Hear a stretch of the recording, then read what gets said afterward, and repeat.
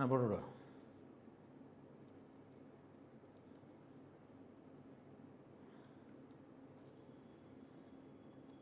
பிஸ்மில்லாஹிர் ரஹ்மானிர் ரஹீம்.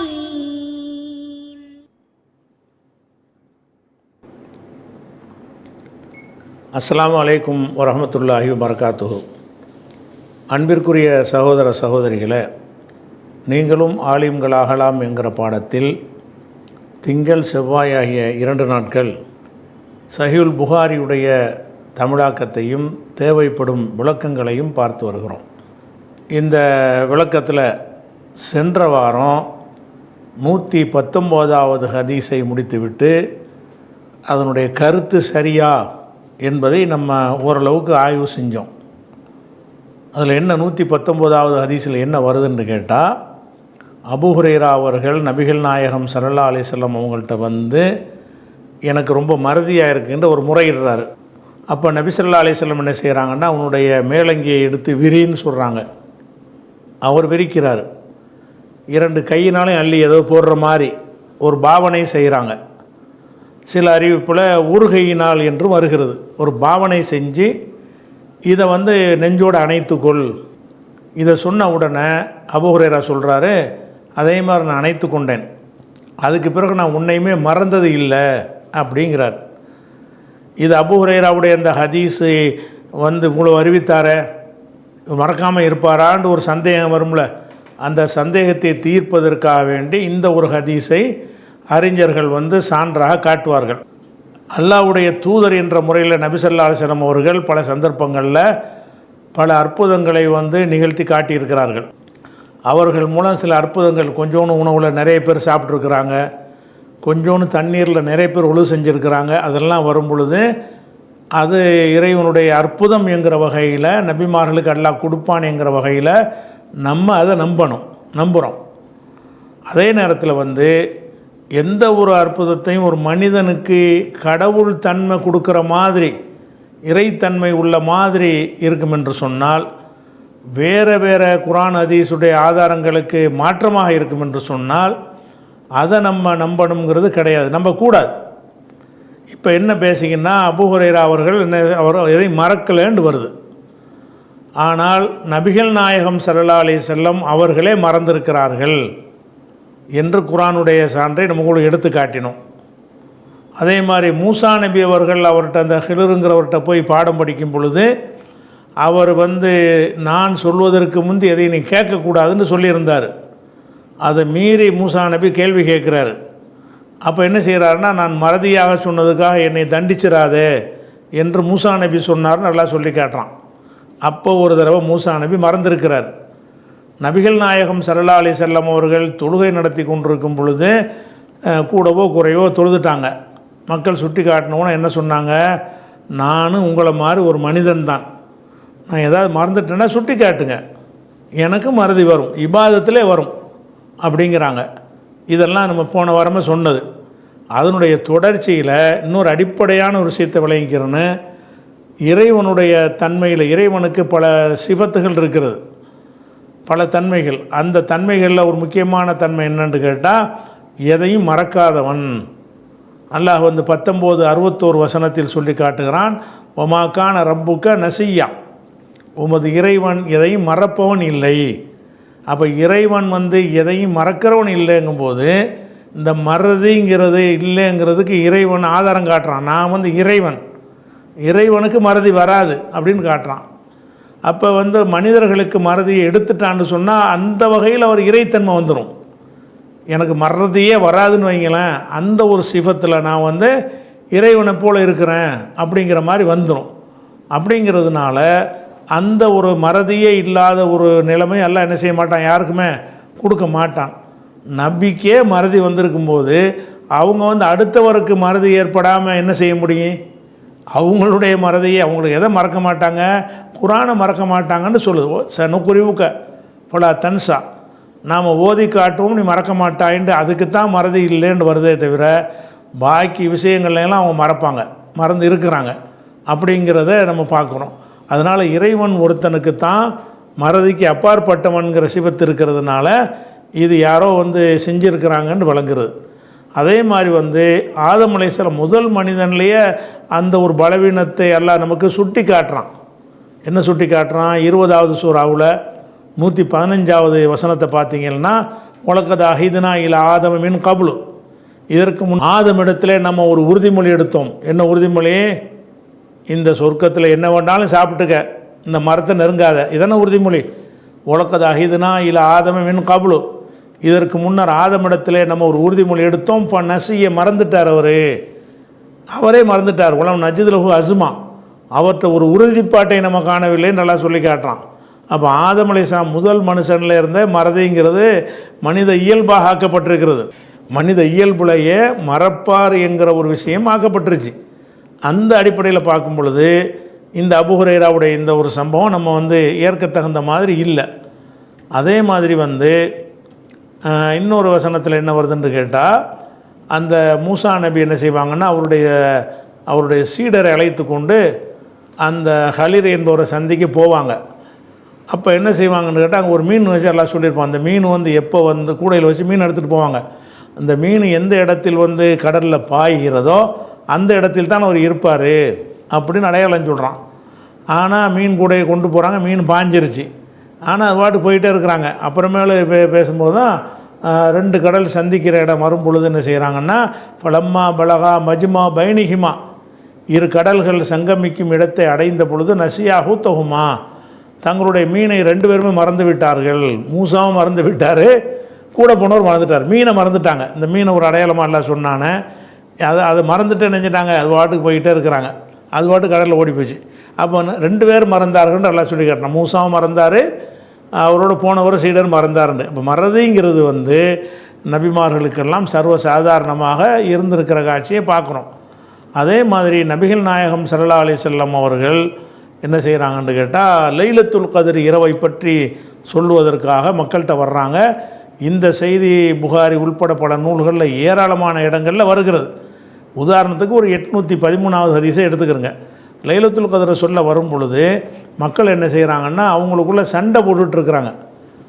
இந்த சண்டையை பார்த்தவொன்னே அல்லாஹ் நினைஞ்சிடான்னு கேட்டால், இந்த லைலத்துல் கத்ரை வந்து சொல்லிக் கொடுக்க வேணாம், ஒரு 5 நாளைக்காவது தேடட்டும் அப்படிங்கிறதுக்கு அல்லாஹ் என்ன பண்ணிட்டான்னு கேட்டால் மறக்கடிக்க செஞ்சிட்டான்.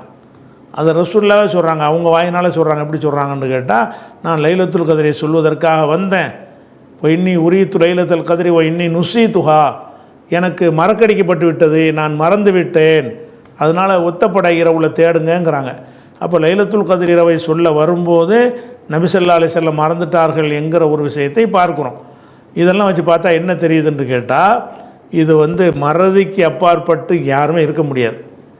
அப்படியெல்லாம் வரக்கூடிய வகையில் எந்த ஒரு மனிதரையும் நல்லா ஆக்க மாட்டான். அப்போ அபூ ஹுரைரா வந்து எதையும் மறக்க மாட்டாருங்கிற ஒரு விஷயமா இருந்தால் பல விஷயங்களுக்கு சட்ட சிக்கல்லாம் வரும். அதாவது ஒரு சாட்சியே நம்ம ஒரு விசாரணை வருதுன்னு வைங்க, நம்ம காலத்தில் அபூ ஹுரைரா வாழ்கிறாருன்னு வைங்க, அவர் ஒரு சாட்சியை நிப்பாட்டுறோன்னு வைங்க, அவர் ஒரு சாட்சியை நம்ம ஏற்றுக்கிற வேண்டி வந்துடும். ஏன்னா மறக்க மாட்டார்ல, அப்படியே எடுத்துக்கிறோம். அல்லது எல்லாரும் மாதிரி டீல் பண்ணுவாங்களா?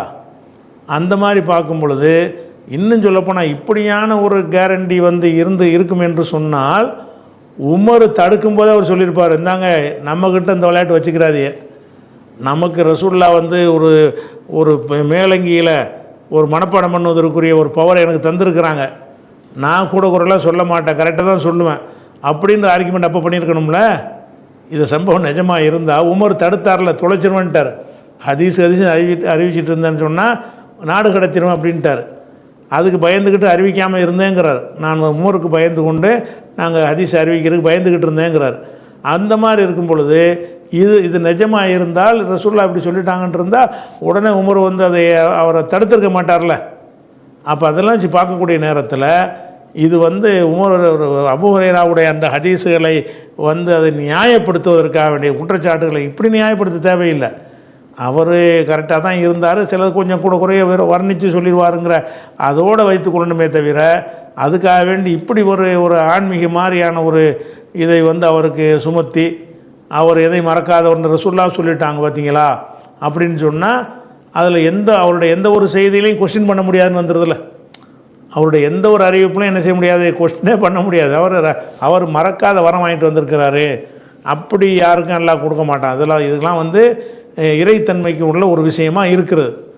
அதுபோக சரி இவர் மறந்து இருக்கிறாருன்னா நிறைய மறந்துருக்கிறார், மறக்கவே மாட்டேன்னு சொல்கிறாரு. இவர் நினைஞ்சிருக்காரு ரசூல்லா காலத்துக்கு பிந்தி மறந்துருக்கிறார், முந்தி மறக்கிறதல்ல. அதெல்லாம் வந்து அந்த போர்வையில் மேலங்கியில் போத்திக்கிற சொன்னாங்கள்ல, அதுக்கு முந்தி மறந்தார்னு சொல்ல முடியாது, அதுக்கு பிந்தி மறந்துருக்கிறார்.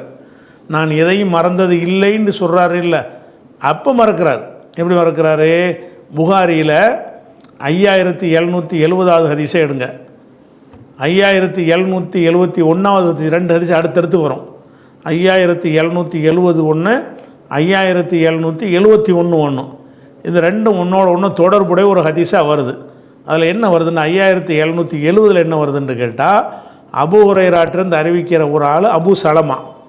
அபூ சலமாத்தை தான் அபூ ஹுரைரா சொல்கிறார். எப்படி சொல்கிறாரு? லா அதுவா, தொற்று நோய்ங்கிறதே கிடையாது என்று அறிவிக்கிறார். தொற்று நோயின்னு ஒன்று கிடையாது. ஒரு நோய் வந்து எனக்கு வந்துச்சுன்னா என்னிடமிருந்து இன்னொரு ஆளுக்கு தொற்றுமானா தொற்றாது அப்படிங்கிற மாதிரி என்ன செய்கிறாரு? ரசூல்லா சொன்னதாக லா அதுவா, தொற்று நோய் கிடையாது என்று அபூ சலமாவிடத்தில் அபூ ஹுரைரா சொல்கிறார். சொல்லிட்டாரா? அதுக்கப்புறமேலு கொஞ்ச நாளைக்கு பிறகு இன்னொரு ஹதீஸை சொல்கிறாரு. இதே அபூ சலமாட்ட என்ன செய்கிறாருன்றா, லா யூரி தன்ன முமுரிலுன் அலா முஸ்ஹின், ஒரு நோயற்ற ஒரு ஒட்டகத்தோட நோயுள்ள ஒட்டகத்தை சேர்த்துறாதீங்க. ஒரு ஒட்டகம் நோயாளியாக இருக்குது, ஒரு ஒட்டகம் நோய் இல்லாமல் இருக்குது, இதை எதையும் சேர்த்து விட்றாதீங்க. சேர்த்துட்டீங்கன்னு சொன்னால் இந்த நோயுடைய ஒட்டகத்தினுடைய நோய் இல்லாத ஒட்டகத்துக்கு ஒட்டிக்கிறோம் அப்படின்னு அறிவிக்கிறார். அதை ரசூலுல்லாஹ் சொன்னதாக அறிவிக்கிறார். அப்போ இது வந்து ரெண்டு முரணா போதா? தொற்று நோய் இல்லைன்றே முதல்ல அறிவிச்சிருக்காரு கொஞ்சம் நாளைக்கு முன்னாடி. இன்னொரு நாளைக்கு முன்னாடி அதே ஆள்கிட்ட, எந்த ஆள்கிட்ட வந்து தொற்று நோய் இல்லைன்னு அறிவித்தாரோ அதே அபூ சலமாட்ட ரெண்டாவது அறிவிக்கிறாரு, நோயுள்ள ஒட்டகத்தோட நோய் இல்லாத ஒட்டகம் சேர்த்துப்படாதீங்க, இது வந்து அதில் தொத்திக்கணும்னு அர்த்தம், இது வந்து அதில் போய் ஒட்டி கொள்ளும், தொற்று இருக்குதுன்னு வருது. அப்போ தொற்று இல்லைன்னு அறிவித்தவர் தொற்று இருக்குதுன்னு அறிவிக்கிறார். ரெண்டையுமே நபியின் பேரால் அறிவிக்கிறார், ரெண்டையுமே ஒரு ஆள்கிட்ட தான் அறிவிக்கிறார். யார்கிட்ட? அபூ சலமாட்ட. அப்போ அபூ சலமா அடுத்தடுத்த ஹதீஸாக தான் அதை கொண்டு வந்திருக்கிறார். அப்போ இதை சொன்ன உடனே அவர் வன்கர அபூ ஹுரைரா ஹதீஸல் அவ்வல், முதல் ஹதீஸை வந்து அபூ ஹுரைரா மறுத்து விட்டார். தொற்று நோய் இல்லைன்னு முதல் சொன்னார் இல்லையா, அதை மறுத்துட்டார். எப்படி மறுக்கிறாரு? குல்னா, நாங்கள்லாம் கேட்டோம் அவர்கிட்ட, அலம் து ஹதீஸ் அன்னஹு லா அதுவா, லா அதுவா என்று நீங்கள் எங்களுக்கு அறிவிக்கலையா? நீங்கள் கொஞ்ச நாளைக்கு முன்னாடி தொற்று நோய் இல்லைன்னு சொல்லி ரசூலுல்லாஹ் சொன்னதாக எங்களுக்கு அறிவிச்சிருக்கிறீங்கள அப்படின்னு என்ன செய்கிறாரு அவர் கேட்குறார். அலம் து ஹதீஸ், அபூ ஹுரைராவே நீங்கள் அறிவிக்கவில்லையா? அன்னஹு லா அதுவா, தொற்று நோய்ங்கிறதே கிடையாது அப்படின்னு அறிவிச்சியெல்லாம் இல்லையா அப்படின்னு கேட்குறாரு. உடனே அபூ ஹுரைராவுக்கு சரியான கோவம் வந்து ஃபரத்தன பில் ஹபஷியா, அபிசினிய பாஷையில் என்னஞ்சார் திட்ட ஆரம்பிச்சிடுறார். அரபியில் திட்டலை, அபிசினியா நேம் அவரோட தாய்மொழியாக இருக்குமே நம்ம தெரியல, அபிசினிய பாஷையில் திட்ட ஆரம்பிச்சிடுறார். அப்போ இதை திட்டி மறுத்துட்டார். திட்டினார்னு வருது, மறுத்து விட்டு அன்கர் அபூ ஹுரைரான்னு வருது. அப்போ அபூ ஹுரைரா வந்து நான் எங்கே சொன்னேன் அப்படிங்கிறார். அதாவது அவர் தான் சொன்னார் லா அதுவான்னு சொல்லி, அவர் தான் சொன்னார் நல்ல ஒட்டகத்தோட நோய் ஒட்டகத்தை சேர்க்காதேன்றார். ரெண்டை சொன்னோன்னு அவருக்கு சந்தேகம் வருது அறிவிப்பாளருக்கு, இது எப்படிங்க அது நேற்று இப்படி சொன்னீங்களே, தொற்று நோய் இல்லைன்றீங்களே இன்றைக்கி இருக்குங்கிறீங்களேன்னு அவர் கேள்வி கேட்டுறாரு. கேட்டால் என்ன செய்யணும்? அவர் மறதி இல்லாத ஒரு ஆளாக இருந்தார்னா, இல்லை அதுவும் தான் ரசூலுல்லாஹ் சொன்னாங்க, இதுவும் தான் சொன்னாங்க, வேறு அர்த்தம் ஏதாவது இருக்கலாம், அல்லது எனக்கு தெரியலை, இன்னும் விளக்கமாக இருக்கலாம், அப்படி சொல்லணுமே தவிர இதை சொல்லும்போது அதை மறுக்கிறான்னு அர்த்தம். அப்போ மறந்துட்டார். அப்போ இவர் யாருக்கு அறிவித்தாரோ அவர்கிட்டே வந்து என்ன செய்கிறாரு, நான் உனக்கு அப்படி அறிவிக்கலைங்கிறார். அப்போ அபூ சலமா சொல்கிறாரு, ஃபமா ராய்துஹு நசிய ஹதீஸன் கைரோ, இது அல்லாத வேற ஒரு ஹதீஸை இவர் மறந்து நான் பார்த்ததில்லை. இவர் வந்து சொல்லிட்டு மறந்தது இது ஒன்று தான் நான் பார்த்துருக்கேன், இவர் பார்த்த வரைக்கும் அப்படி ஒன்று நான் பார்க்கல அப்படிங்கிறார். அப்போ இதில் என்ன வழங்குறது? அவர் மறந்து இருக்கிறார் என்று வருகிறது. அவர் மறந்து இருக்கிறார் என்று வருவது தான் மனித இயல்புக்கு ஏற்றவாறும் இருக்கிறது. நபிமார்களுக்கெல்லாம் ஏற்பட்ட மறதி அவருக்கு வந்திருக்கு, குறை கிடையாது. அபூ ஹுரைரா மறந்தார் என்பது குறை கிடையாது, மறக்காமல் இருந்தால் தான் குறை. மறந்தார்னு சொன்னால் அது மனித இயல்பில் உள்ள ஒரு விஷயம். அப்போ இந்த மறதிங்கிற ஒரு விஷயத்தை வந்து அல்லாஹ் எல்லாருக்கும் தந்திருக்கிறான் என்ற காரணத்தினால அவர் வந்து மறக்காத ஒரு வரத்தை வாங்கிட்டாரு, அதுக்கு ரசூலுல்லாஹ் அந்த அற்புதத்தை கொடுத்துட்டாங்கன்னு சொல்லுவது வந்து அபூ ஹுரைராவுடைய ஹதீஸை வந்து நிப்பாட்டுறதுக்காக வேண்டி பின்னாடி வந்த யாரோ செஞ்ச ஒரு பில்டப்பாகத்தான் அதை பார்க்க வேண்டி இருக்கிறது. அதே மாதிரி வந்து அதே புகாரியில் 1227வது ஹதீஸு ஒன்று வருது. அதில் என்ன சொல்கிறாருன்னு கேட்டால், ரசூலுல்லாஹ் தொழுவிச்சதை பற்றி அவர் சொல்கிறார். அதில் ஒரு மிஸ்டேக் பண்ணிடுவாங்க, பிறகு சஜிதா செய்வாங்கன்னு அது ஒரு பெரிய ஒரு ஹதீஸ். நமக்கு அந்த பெரிய ஹதீஸில் இந்த ஒரு 2 வரி மட்டும் போதும். என்ன வரின்னு கேட்டால், சல்லா பினன் நபியு ஸல்லல்லாஹு அலைஹி வஸல்லம், ரசூலுல்லாஹ் எங்களுக்கு தொழுவித்தார்கள், லுஹரவில் அசர, லுஹரையோ அசரையோ தொழுவித்தார்கள். இதுதானே மறதிக்குரிய வார்த்தை தானே இது. அதாவது லுஹர் தொழுவித்தார்கள்னா லுஹர்னு அடித்து சொல்ல வேண்டியதானே, அசர் தொழுவிச்சாங்கன்னா அசரை தொழுவிச்சாங்கன்னு சொல்ல வேண்டியதானே. இதையோ அதையோன்னா மறந்துட்டார். அப்போ கன்ஃபார்மாக ஒரு தெரியலை.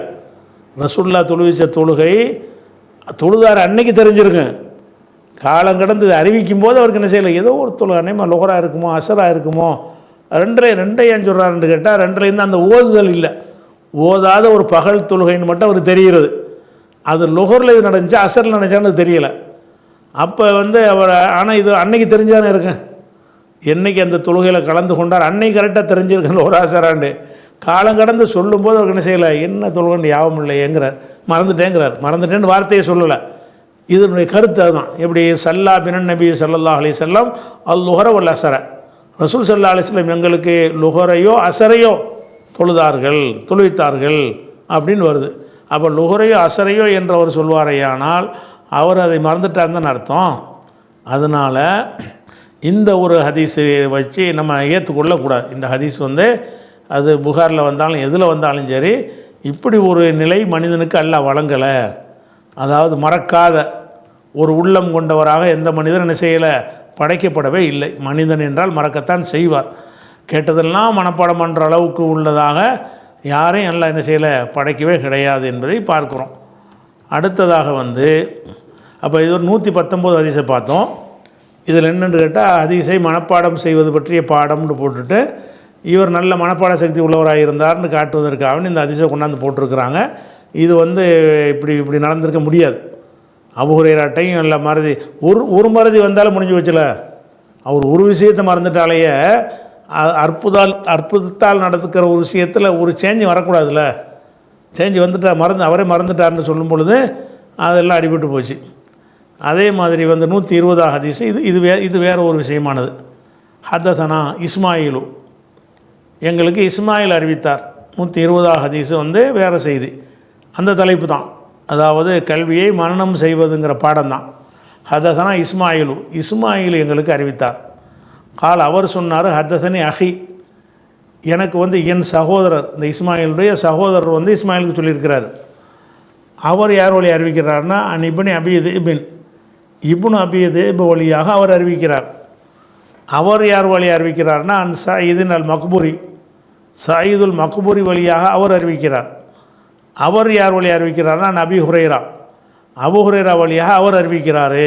120 ஹதீஸ். கால சொல்கிறாரு, ஹஃபில் தூ, நான் மனப்பாடம் செய்திருக்கிறேன், மின் ரசூலில்லாஹி ஸல்லல்லாஹு அலைஹி வஸல்லம், ரசூலுல்லாவிடமிருந்து நான் மனப்பாடம் செய்திருக்கிறேன்.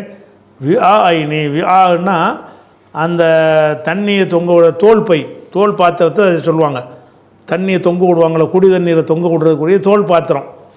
அப்போ தண்ணிக்குள்ளது. இப்போ கல்விக்கு பையெலாம் கிடையாதுல்ல, ஒரு இலக்கியமாக சொல்கிறார். நபிகள் நாயகம் ஸல்லல்லாஹு அலைஹி வஸல்லம் அவரிடமிருந்து 2 தோல் பைகள் அளவுக்கு நான் மனப்பாடம் செஞ்சுருக்கேங்கிறார். 2 பையிலையா கல்வியெல்லாம் கிடைக்காது. மக்களுக்கு புரிகிற மாதிரி உதாரணம் சொல்கிறார். 2 பையில் நான் வந்து ரசூலுல்லாஹ்ட்ட கல்வியை வாங்கினேன். அம்மா அஹதுஹுமா, அதில் ஒன்றை பசத்துஹு, அதை நான் பரப்பி விட்டேன், எல்லாத்துக்கும் சொல்லிவிட்டேன். அம்மல் ஆஹரு, இன்னொரு பையில் உள்ள ஒரு விஷயத்தை ஃபலோ பசத்துஹு, நான் பரப்பி இருப்பேனையானால் குத்திய ஹாதல் புல்லும்னா தொண்டைக்குழி, இந்த தொண்டைக்குழி வெட்டப்பட்டிருக்கு எனக்கு. அப்போ ரசூலுல்லாஹ்விடமிருந்து 2 வகையான செய்தியை வாங்கினேங்கிறார்.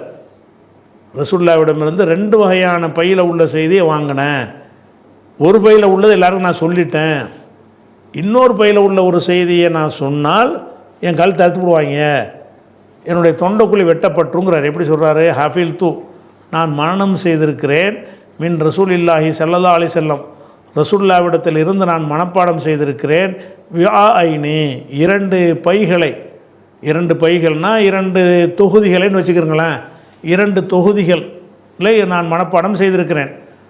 அம்மா அஹதுஹுமா, அந்த இரண்டில் ஒன்று, பசத்துஹு, அதனை நான் பரப்பி விட்டுட்டேன், உங்களுக்கெல்லாம் சொல்லிட்டேன். அம்மல் ஆஹரு, மற்றொன்று, ஃபலோ பசத்துஹு, நான் அதை பரப்பி இருப்பேன் என்று சொன்னால், குத்திய ஹாதல் புல்ஊம், இந்த தொண்டக்குழி அறுபட்டு போய்விடும் அப்படின்னு இவர் சொன்னார்னு வருது. இந்த ஹதீஸ் பலவிதமாக அறிஞர்களால் விளக்கம் கொடுக்கப்படுது. வழிகேடர்களும் இதை தங்களுடைய வழிகேட்டுக்கு ஒரு ஆதாரமாக காட்டுவார்கள். சரி, வழிகேடர்கள் எதுக்கு என்ன ஆதாரம் எடுப்பாங்கன்னு கேட்டால், நபிகள் நாயகம் ஸல்லல்லாஹு அலைஹி வஸல்லம் கொண்டு வந்த இந்த மார்க்கம் ரெண்டு வகையானது. ஒன்று அனைவருக்குமானது, இன்னொன்று பாத்தின் ரகசியமான ஞானம். அது பிரத்யேகமாக சிலருக்கு மட்டும்தான் சொல்லுவாங்க, எல்லாருக்கும் பரவலாக சொல்கிறது கிடையாது. ரெண்டு வகையான, அதாவது லாஹிர் பாத்தின், அதாவது வெளிப்படையான ஞானம், அந்தரங்கமான ஞானம் என்று ரெண்டு விதமான ஞானம் இருக்கிறது. வெளிப்படையான ஞானத்தை தான் பயான்லாம் நம்ம சொல்லிகிட்டு இருக்கணும். நம்ம பேசுகிற குர்ஆன் ஹதீஸ் எல்லாம் வெளிப்படையானதான். இது இல்லாமல் வேறு ஒரு ஞானத்தை ரசூலுல்லாஹ் சொன்னாங்களாம். அதை என்ன செய்வாங்கன்னா, முரீது வழியாக தான் தேர்ந்தெடுத்து தான் சொல்லுவாங்களாம். இப்போ ரசூலுல்லாஹ் சொன்ன ஒரு ஞானத்தை ரெண்டு விஷயமா இருக்குமா, தொழுகை நோம்புன்னு சொன்னதெல்லாம் எல்லார்ட்டையும் சொல்லிவிடலாமா. இது இல்லாமல் இறைவன் அடைவதற்கு ரகசியமான ஒரு சில போதனைகள்லாம் இருக்குமா. அந்த போதனையை அந்த மக்களை பார்த்து, இதில் இவன் தான் சரியாக வருவான்னு அவனை கூப்பிடணும், இதில் அவன் சரியாக வருவான்னு கூப்பிடணும், அவனுக்கு மட்டும் உறுதிமொழி பையத்து வாங்கி கொண்டு அவனுக்கு இந்த பேர் கடத்துவார். அதை எல்லோரும் சொல்லிடக்கூடாது. அவர் அடுத்த ஆளுக்கு சொல்கிறாருன்னு அவர் என்ன செய்யணும், அந்த சீடர்களை எடை போட்டு பார்த்து, எந்த சீடர் பக்குவம் படுவாரோ, சரியாக புரிஞ்சுக்கிடுவாரோன்னு பார்த்து அவருக்கு நம்ம சொல்லணும். அப்படிங்கிற மாதிரி அடிப்படையில் அப்படி ஒரு ஞானம் இருக்குது. மெஞ்ஞானம் அஞ்ஞானம்னு என்ன செய்கிறாங்க, வெளிப்படையான அதை தரீக்கத்து ஹக்கீகத்துங்கிறாங்களா. தான் தரீக்கத்துன்னு ஒன்று இருக்குது, ஹக்கீகத்துன்னு ஒன்று இருக்குது, மாரிஃபத்துன்னு ஒன்று இருக்குன்னு இப்படிலாம் பிரிக்கிறாங்கல்ல மார்க்கத்தை. அப்படிங்கிற ஒரு கூட்டத்தார் இதை ஒரு என்ன காட்டுவாங்க, நீங்கள் ஷேகுமார்கள் வழியாக கற்றுக்கொள்ளக்கூடிய கல்வின்னு ஒன்று இருக்கிறது. அந்த ஷேகு பயான்லாம் அதை சொல்ல மாட்டார், உங்களுக்கு ரகசியமாக தேர்ந்தெடுத்து உங்களுக்கு சொல்லுவார். அவர் எங்கேருந்து கட்டுறாருன்னு சொன்னால் பயானில் காட்டல, அவருக்கு ஒரு ஷேகு இருப்பார்ல, அவர் ஒரு ரகசியமாக சொல்லி கொடுத்துருப்பார். அந்த ஷேகு அவருடைய ஷேகிட்டேருந்து கற்றுருப்பார். இப்படியே போய் போய் போய் அலிகிட்டேருந்து ரசூலுல்லாஹ்ட்ட போயிடும்னு சொல்லுவாங்க. இதான் அந்த ரகசிய ஞானம்னு சொல்லக்கூடிய ஒரு கூட்டம். அது எதுக்குன்னா, பையத்து வாங்கி மக்களை ஏமாத்துறதுக்காக வேண்டி, தங்கள் பிடியில் மக்களை அடிமைகளாக வைத்துக் கொள்வதற்காக வேண்டி சைத்தான்கள் கண்டுபிடித்த ஒரு தத்துவம் தான் அது. ஷரியத்து, தரீக்கத்து, ஹக்கீகத்து மாதிரி 4 வகை இருக்குமாங்க. அப்போ வெளிப்படையாக நீங்கள் செய்கிறலாம் சாதாரண எல்கேஜி பாடம், இதெல்லாம் தொழுவுற நோன்பு வைக்கிறதெல்லாம், அதை விட பெரிய விஷயங்கள்லாம் இருக்குது. அதெல்லாம் நீங்கள் தாங்க மாட்டீங்க. உங்களில் யாருக்கு தகுதியானதுங்கிறது தெரியும். நீங்கள் தகுதி இல்லாமல் இருந்தால் உங்களுக்கு தகுதியை உண்டாக்குவார் அவர். உங்களை தயார்படுத்தி, உங்களை பக்குவப்படுத்திவிட்டு அப்புறம் உங்களுக்கு அந்த ஞானத்தை சொல்லி தருவார். அந்த ஞானத்தை கற்றுக்கொண்டீர்களே ஆனால், ஒரு கண்ணாடியில் நீங்கள் முகத்தை பார்க்குற மாதிரி அல்லாவே நீங்கள் பார்ப்பீங்க. அப்படி நம்ம அல்லாவை பார்த்தா வணங்குறோம், அது கேட்பாங்க, நீ தொழுவுரி அல்லாவை பார்த்தியா? எங்கள்கிட்ட இந்த ஞானத்தை பையத்து வாங்கி கொண்டால் அப்படியே கண்ணில் அல்லாவே தெரியுமாங்கிறாங்க. இது அதான் அல்லாவை அடைகிறதுக்கு சரியான வழியாம். எல்லோரும் தாங்க மாட்டார்கள்ங்கிறதுனால இது எல்லாருக்கும் பொதுவில் பயான் பண்ண மாட்டோம் அப்படின்லாம் சொல்லுவாங்க. இப்படி சொல்வதற்கு என்ன ஆதாரம்னா, இது நிறைய ஆதாரம், சில ஆதாரம் காட்டுவாங்க. அதில் இது ஒரு ஆதாரம். இந்த ஆதாரம் இவர் ஏன் ரெண்டு விஷயம் இருந்துச்சுல, ஒன்று தானே சொல்லிட்டாரு, இன்னொன்று சொல்ல மாட்டேங்கிறாரு. அப்போ எல்லாத்தையும் சொல்வதற்கு உள்ளது இல்லைன்னு தானே நினச்சிருக்காரு. இப்போ அம்மா அகதுகுமா வதத்துஹு, அந்த ரெண்டில் ஒரு விஷயத்தை நான் பரப்பி விட்டுட்டேன். அம்மல் ஆகரு, இன்னொரு விஷயத்தை ஃபலோ பசத்துஹு, நான் அதை பரப்பினேன் என்று சொன்னால், குத்திய ஹாதல் புல்ஊம், இந்த கழுத்து அறுக்கப்பட்டு, தொண்டைக்குழி அறுக்கப்பட்டுரும், நான் சொல்ல மாட்டேன்ட்டார். இப்போ இந்த வழிகட்ட ஆள்கிட்ட நம்ம கேட்குறோம், அவர் தான் யாருக்கு சொல்லாமல் மூத்தா போயிட்டால் அது எப்படி மரம் கிடைச்சிருக்கேன் வச்சுக்கிறோம் ஒரு பேச்சுக்கு. நீ சொன்ன மாதிரி அதை ரகசிய ஞானம்னு வச்சுக்கிருவோம். அந்த ரகசிய ஞானத்தை யாருக்கா சொன்னார்? அவர் சொல்லலை. யாருக்கும் ஒருத்தருக்கும் சொன்னதாக வரவே இல்லை. அவர் சொல்லாமல் மறைத்து கொண்டார் என்று சொன்னால் அது எப்படி அவங்களுடைய சேகுமாருக்கு மட்டும் கிடைச்சி? மறைச்சிட்டார்ல, அது அது மூத்தா போச்சு, அது முடிஞ்சிருச்சு, அவ்வளோ தானே. அவருக்கு தான் ரசூலுல்லாஹ் தனியாக சொன்னாங்கங்கிறீங்க, அவர் ஒன்று தான் மக்களுக்கு சொன்னாருங்கிறீங்க, இன்னொன்று சொல்லலைங்கிறீங்க. அவர் சொல்லலைன்னா அது அழிஞ்சு போச்சுன்னு தான் அர்த்தம், யாருக்கும் கிடைக்காத. அப்போ எந்த ஒரு ரகசிய ஞானத்தை கொடுத்தாலும் அது அபூ ஹுரைராவோட அழிஞ்சு போச்சுன்னு தான் நீ சொல்லணும். அது எப்படி உனக்கு சேர்ந்துச்சு? அதிலே மாட்டிக்கிடுவாங்க. அவனுக்கு தான் ரகசிய ஞான கூட்டம் அவர் தான் ஒருத்தருக்கு சொல்லலையப்பா, பயந்துக்கிட்டு ஒருத்தன் சொல்லாமல் இருந்துட்டார. யாருக்காக சொன்னார்னா ஆதாரத்தை காட்டு. யாருக்கு சொன்னார்? ரகசியமாக கூப்பிட்டு யாருக்கு சொன்னார்? இந்த ஆதாரம் காட்டணும். ஆதாரம் இல்லை. அப்போ இதில் என்ன வழங்குதுன்னு கேட்டால், அந்த வழிகட்டவர்கள் சொல்கிறாங்க இல்லையா, அதுக்கு இது ஆதாரமாக ஆகாது. சரி, அடுத்து என்ன செய்கிறாங்கன்னு கேட்டால், அறிஞர் பெருமக்கள் என்ன செய்கிறாங்கன்னு கேட்டால், இது எதை குறிக்குது என்பதற்கு இந்த வரலாற்று ரீதியாக நடந்த சில சம்பவங்களை வைத்து இவங்க ஒரு சார்பில் இருப்பாங்கள்ல, அந்த சார்புக்கு தகுந்தவாறு என்ன செய்கிறாங்க, வளைக்கிறாங்க. எப்படி வளைக்கிறாங்க என்று கேட்டால், இப்போ அலி முஆவியாவுக்கு மத்தியில் யுத்தம் நடந்து உங்களுக்கெல்லாம் தெரியும். அலி அவர்களுக்கு முஆவியாவுக்கு மத்தியில் பகை இருந்தது. அந்த பகை எதனால் இருந்த பகை என்று கேட்டால், உஸ்மானுடைய கொலையில் அலி தடுக்காமல் இருந்தார், சப்போர்ட்டாக இருந்தார். உஸ்மானுடைய கொலை செஞ்ச எல்லாருமே அலியுடைய ஆட்கள் தான். அலியுடைய ஆட்சியில் அவருக்கு பதவியெல்லாம் கொடுத்தாரு, அவங்கள தண்டிக்கலை. அப்படிங்கிற கோபத்தில் தான் முஆவியா அலிக்கு கட்டுப்பட மாட்டேன்னு சொல்லிட்டு புரட்சி பண்ணுறார். அப்போ முஆவியாவுக்கும் அலிக்கு ஒரு சண்டை நடக்குதுங்கும்போது, அப்போ இவங்க என்ன செய்வாங்கன்னா, உனக்கு முஆவியா பக்கம் நியாயம்னா முஆவியா பக்கம் நியாயத்தை அந்த நியாயத்தை சொல்லி பேசு, அலி பக்கம் நியாயம்னா அலியை சொல்லி பேசு. ஆனால் நியாயம் காட்டுறதுக்கு என்ன செய்வாங்கன்னு கேட்டால், ஹதீஸுகளை கொண்டாந்து முட்டு கொடுப்பாங்க. இதுக்கு சம்பந்தமே இருக்காது அந்த ஹதீஸுகளெல்லாம். அதுக்கு முட்டு கொடுத்து என்ன செய்வாங்கன்னு கேட்டால், அதை இதைத்தான் இது சொல்லுது அப்படிம்பாங்க. உதாரணமாக இப்போ முஆவியாவுடைய ஆட்சிக்கு பிறகு யஸீதுங்கிறவர் ஆட்சிக்கு வர்றார். யஸீது ஆட்சிக்கு வந்தவுடனே இந்த யஸீதை பற்றின ஒரு விஷயத்தை தான் ரசூலுல்லாஹ் முன்னறிவிப்பாக இவருக்கு அபூ ஹுரைராவுக்கு சொல்லி இருந்தாங்க. அதை அவர் சொன்னார்னா கழுத்தை வெட்டி போடுவான். அதைத்தான் சொல்லுது இந்த ஹதீஸ். அபூ ஹுரைராவோட இந்த வார்த்தையை வச்சு யஸீது கெட்டவர் என்பதற்கு இது ஆதாரமாக காட்டுறாங்க. ஏன்னா இன்னொரு செய்தி இருக்குது. அது என்ன இருக்குது? இந்த யஸீதை பற்றி ரசூலுல்லாஹ் முன்னறிவிப்பு செஞ்சுருந்தாங்க எனக்கு, அவன் கெட்டவன்னு சொல்லி. அதை நான் சொன்னேன்ட்டு வைங்க, என் காலத்தை தெரிவிடுவான் அப்படிங்கிற மாதிரி அர்த்தத்தில் யார் சொன்னதான்? அபூ ஹுரைரா இதை சொன்னார் அப்படிங்கிற மாதிரி சொல்லி இதன் மூலமாக ஒரு சார்பில் தள்ளுறது, அதை ஒரு பக்க சார்பை ஆதாரமாக்குறது. அவர் என்ன சொல்கிறாருன்னு விளங்கலை யாருக்கும், அவர் விளக்கவும் இல்லை. இன்னொரு விஷயம்னு மொட்டையாக தான் சொல்கிறாரு. அது இவங்க விளக்குறதுக்கு என்ன செய்கிறாங்கன்னா, இது என்னவா இருக்கும்? அப்போ யஸீதை பற்றி ரசூலுல்லாஹ் எதை முன்னறிவிப்பு செஞ்சுருப்பாங்களோ, அதை சொன்னால் கழுத்தை வெட்டிடுவான்னு பயப்படுறாரோ அப்படிங்கிற மாதிரி ஒரு விளக்கத்தை இப்னு ஹஜர் உள்பட எல்லாருமே கொடுக்குறாங்க. ஹமலல் உலமாக்கள் என்ன செய்கிறாங்க, இதற்கு விளக்கம் கொடுத்துருக்கிறார்கள். அல் உள்ளதி லம் யபுசுஹு அல் அஹாதீஸ் லத்தி ஃபீஹா தபியூன் அசாமி உமராய் சூயி, கெட்ட அமீர்கள் பற்றிய பெயர்களெல்லாம் அடங்கிய அந்த அவங்க வரக்கூடிய காலங்கள் இதுகளைத்தான் அது குறிக்கிறது. அதுக்கான அபூ ஹுரைரா கண்ணியம் ஆலுஹி, சிலரை அபூ ஹுரைரா ஒரு மறைமுகமாக சொல்லி இருந்தார், சிலதை பச்சையாக சொல்ல மாட்டார்.